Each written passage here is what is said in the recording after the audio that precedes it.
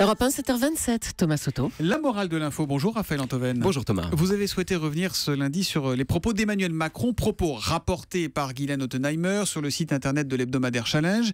Et Macron qui, lors d'une rencontre organisée par un think tank de gauche, aurait affirmé que le statut de la fonction publique n'était plus justifiable. Oui Thomas, enfin pas tant sur les déclarations elles-mêmes qui venant d'Emmanuel Macron n'ont rien de fracassant, que sur la méthode de Guylaine Ottenheimer qui de son propre aveu, je la cite, a tordu les règles de la confiance qui me semble très grave. Vous voulez dire que l'opinion du ministre de l'économie sur la fonction publique a moins d'importance que la façon dont une journaliste l'a portée à la connaissance du grand public ? Absolument.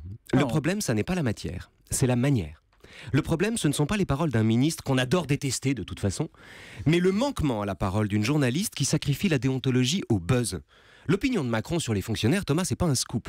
Le vrai scoop, c'est qu'une journaliste trahisse la confiance qui lui a valu d'entendre les propos qu'elle rapporte ensuite, et 2, que l'opinion publique dans son ensemble valide une telle démarche en se focalisant sur les propos eux-mêmes au lieu de critiquer la duplicité de la rapporteuse. C'est quand même important de savoir ce que pense vraiment le ministre. Pourquoi vous dites ça ? Mais parce qu'il y a une différence, Thomas, entre informer les gens et leur mettre l'œil sur un trou de serrure pour leur montrer ce qu'ils savent déjà. Et puis parce qu'on ne parle pas de la même façon quand on est off et quand on ne l'est pas. Le fait d'ailleurs de mettre sur le même plan les déclarations publiques pour le coup de Macron sur les 35 heures et ses propos en off sur le statut des fonctionnaires relève de la confusion des genres et de la démagogie. On ne fait pas à un homme, fût-il ministre, le procès public de ce qu'il dit hors micro. Et puis, quand un ministre donne publiquement son avis, ce que, encore une fois, Emmanuel Macron n'a pas fait ici, sa parole n'est pas que son opinion, mais le résultat d'un compromis dont les conséquences imposent de mesurer chacun des mots qu'on emploie.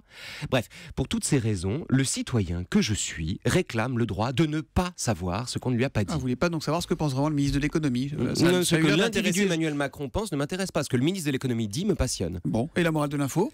C'est que les journalistes ne sont pas des paparazzi, ou alors ce ne sont plus des journalistes. Eh ben au moins, c'est envoyé, c'est lundi matin. Merci Raphaël Antoven, la morale de l'info tous les matins à 7h25. À demain. À demain.